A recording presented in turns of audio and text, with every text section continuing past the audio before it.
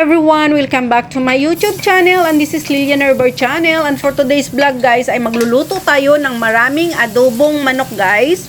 At ito ay i-share namin sa aming friend na nagbi-birthday nung linggo. So ayan guys, at nagisa na ako ng bawang, sibuyas at saka luya. At halo-haluin lang natin hanggang mag-okay. At ilalagay na natin ang ating chicken. So ayan, ang dami guys, 3 pirasong chicken yan guys na fresh ang binili ko kasi marami kami, kaya ayan, ang dami. May balon-balunan pa yan guys at saka atay, pero yung balon-balunan sinabay ko dyan, pero yung atay pinahuli ko lang kasi para hindi siya madurog. Let's go guys, at tayo ay magluluto. Yan na yung balon-balunan, isabay natin sa pagluluto.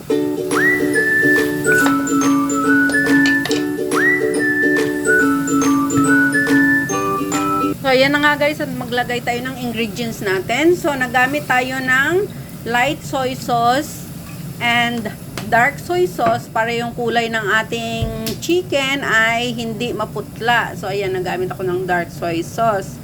Pagkatapos, maglagay tayo dyan ng chicken powder, black pepper, at saka brown sugar. So, yung suka natin guys ay ipahuli natin yung ilalagay kung luto ng ating chicken. So,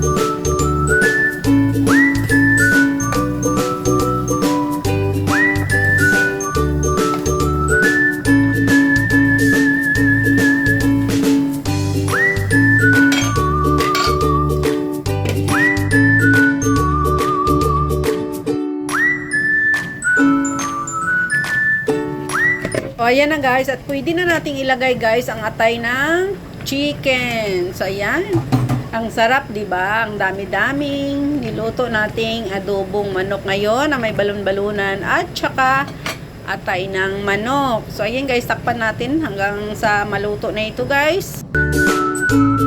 Sunod na guys ang ating finished product. So luto na ito guys, at sorry kasi nalimutan kong pindutin guys ang aking video habang naglalagay ako ng suka sa aking adobong manok. So ayan guys, at konti na lang yung sabaw niya, tamang-tama lang talaga siya at ito ay sa ating adobong manok. Ayan guys, kuha na kayo ng mga plato guys at bibigyan ko kayo.